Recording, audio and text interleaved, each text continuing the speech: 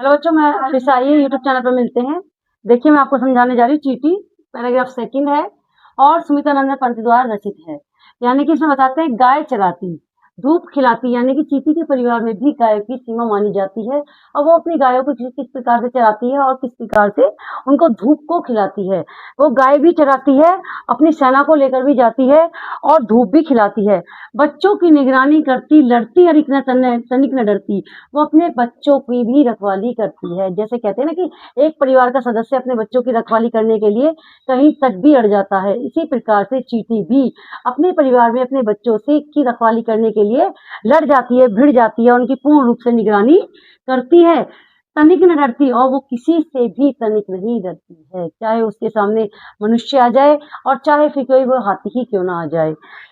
दल के दल सेना सवारती, घर आंगन जनपद बुहारती। और वो दल के दल यानी कि सेना का दल लेकर चलती है। जब वो चलती है, एक अकेली नहीं चलती, वो पूरे सेना के साथ चलती है और अपने घर आंगन को छत बुहारती और अपने घर की गंदगी को तनिक तनिक सा तिनका उठाकर वो अपने आंगन को साफ करती है और अपने घर को बुहार कर बहुत सुंदर बना लेती है।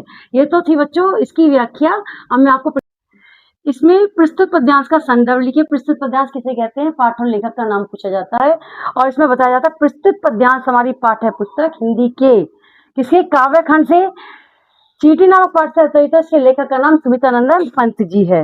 रेखांकियांश की व्याख्या देखो बच्चों, रेखांकियांश में जब बताया जाता है तो प्रथम और द्वितीय दो रेखांकियांश पूछी जाती है तो दो बताया जाता है, और प्रथम होता है तो प्रथम में कुछ नहीं लिखा जाता, सिर्फ लिखा जाता है कि रेखांकित अंश की व्याख्या का वर्णन इस प्रकार है। और इसमें बताया जाता है कि गाय चराती धूप खिलाती, यानी कि वो गाय भी चराती है और अपने बच्चों को निगरानी करके धूप भी खिलाती है। यानी कि इसी प्रकार दल के दल सेना सवारती, घर आंगन जनपद बुहारती।